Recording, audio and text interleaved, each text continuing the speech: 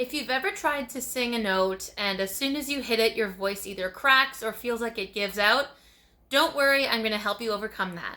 Hi, I'm a music teacher and this is my life.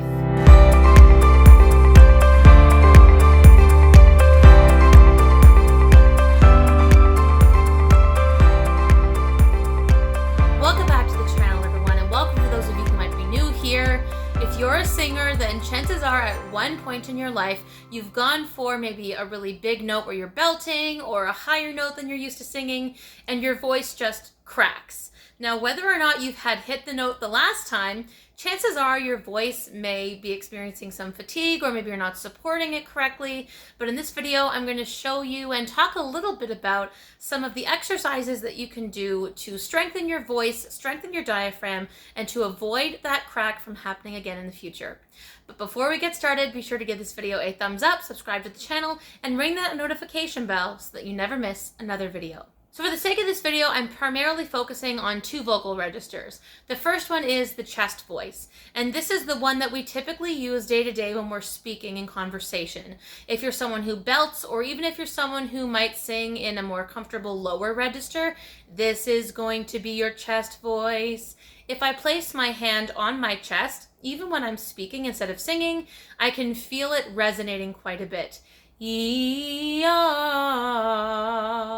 of course, you can hear it when I'm singing that it tends to feel a little bit more full, and I feel it a little bit more from my chest, but not in a painful way and not in a breathy way. While your chest voice tends to be a little bit more powerful, a little bit warmer sometimes, and even a little bit richer, the other register we are going to talk about today is the head voice. So typically, if you're going up to higher notes, it's a lighter sounding register, so you can kind of hear it if I go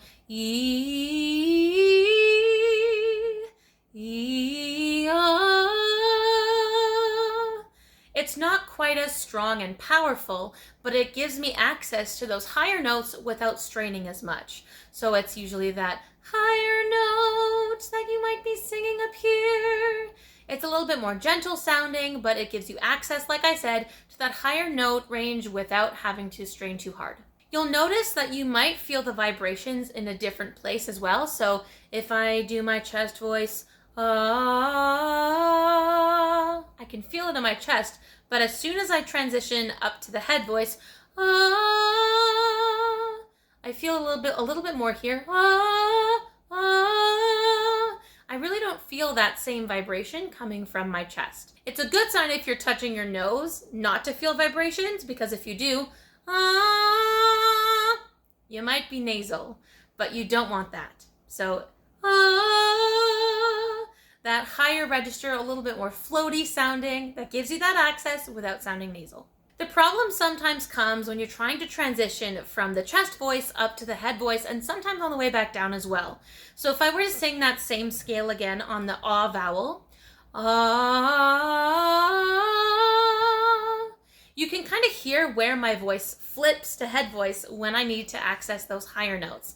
But if you have cracking right where that transition happens, then that is your natural break. Not everyone's natural break is in the exact same place, but if you're not careful, it can cause some vocal cracking. You might feel like your voice is giving out, and it can be kind of a jerky and awkward transition from one to the other. So right in between, what you're going to end up doing is having a little bit of a mix. So right between the chest voice and the head voice, you might have a slight mix of the two.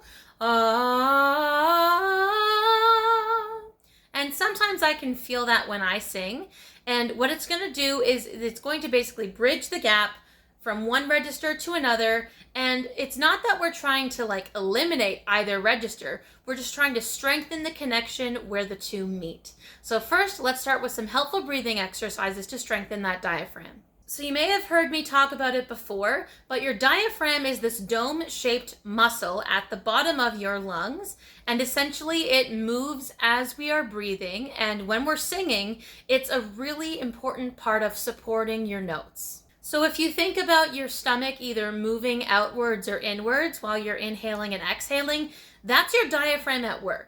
So let's talk about how to strengthen your diaphragm using some simple breathing exercises that you could easily build into any warm-up. Now, one simple exercise that you can do, and this is one that I do a lot with my junior choir, is I have them do a long hissing sound. What I'll do first is I'll have them breathe in for 4 beats and out for 4 beats.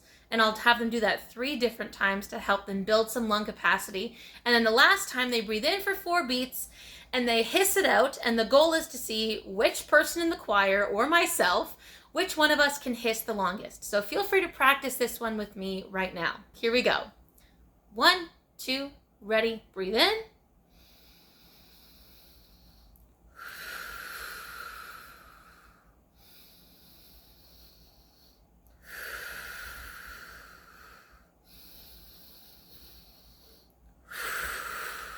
Now this time breathe in and hiss.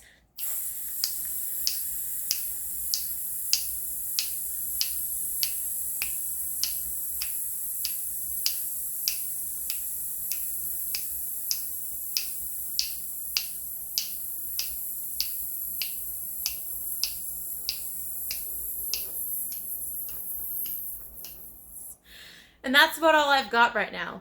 Now, if you ran out of air before me, that is totally fine. If you made it further than me, then way to go.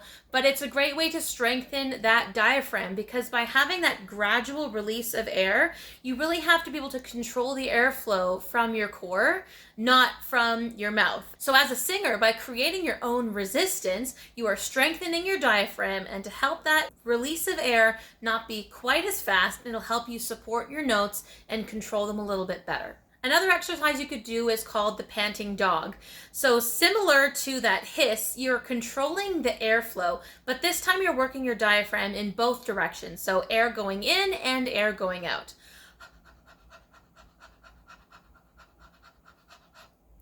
It sounds easy, but if you're doing this exercise, you can feel your diaphragm working pretty quickly. And what's nice is if you're maybe on a day where you need some vocal rest, you're not straining your vocal folds at all because there's no phonating.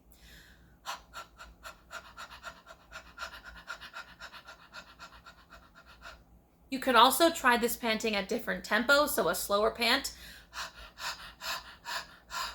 or a faster one.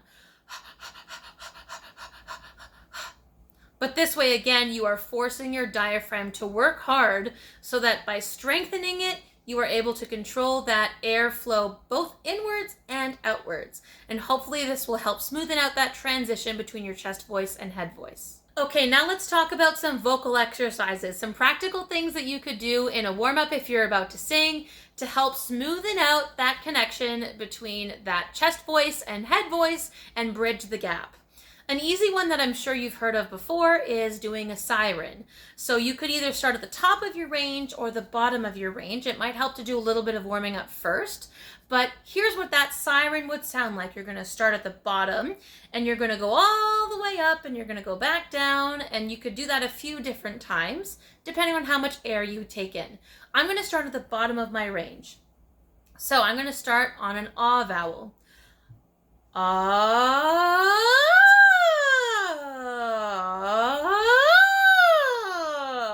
And so you can hear and feel where that transition is, that breaking point right between the two. If your voice is cracking while you do that, it might be a little bit easier to use the oo vowel. Ooh. Now, by using the oo vowel, your mouth is a little bit more closed, so it might make the transition between that lower register and that higher register a little bit easier. I can't access my lower range quite as well on that oo vowel, but if you notice right away that you have some cracking going on, then the oo vowel can be a great place to start, and then maybe later on try the ah vowel and see if it feels a little bit better. Now you could also try this on the E vowel, but it's really important to try to avoid going nasal. So a good way to avoid that is when you're singing the E, notice that when I say E, the corners of my mouth are in. I'm not spreading them outwards to go E, but I'm having them be inwards. E. E.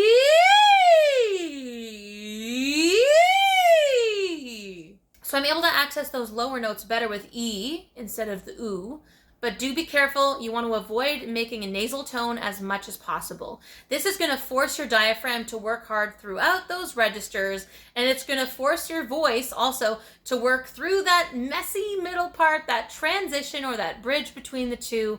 But the goal is to make it a little bit smoother and easier every time. And by warming up your voice in this way, when it comes time to, say, do a rehearsal or practice your repertoire, hopefully your voice is going to be stronger, your diaphragm is going to be stronger, and you're setting yourself up for success and a smoother bridge. Another great exercise that you can do, which not only helps with your breath support, but is great for relieving tension, is either doing lip trills or tongue trills. So for lip trills, you want to imagine that you're like a horse making that sound.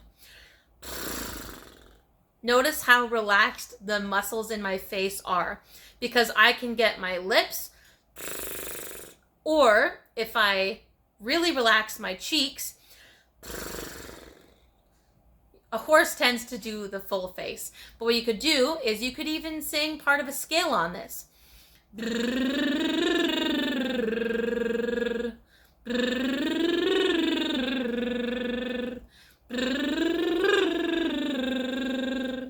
Now, if you find it really difficult to loosen or relax your lips in order to do that, you could also try a more muted humming exercise.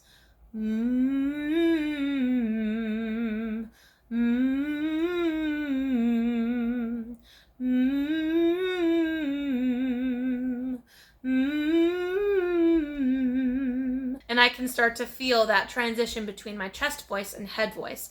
A really good tip though is if you're humming, you want to make sure that you can feel your lips vibrating or almost buzzing. So if I were to feel my lips and do that same exercise,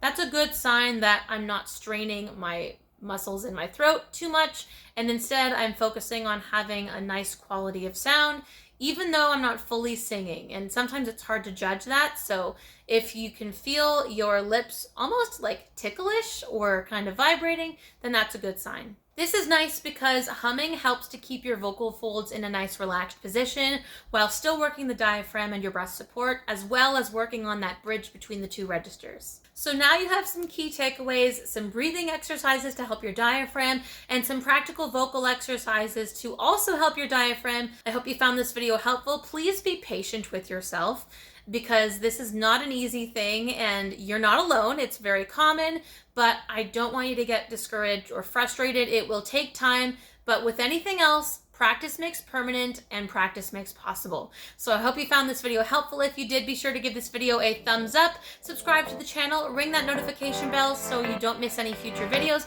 Give us a follow on Instagram, and I will see you right back on this channel with a brand new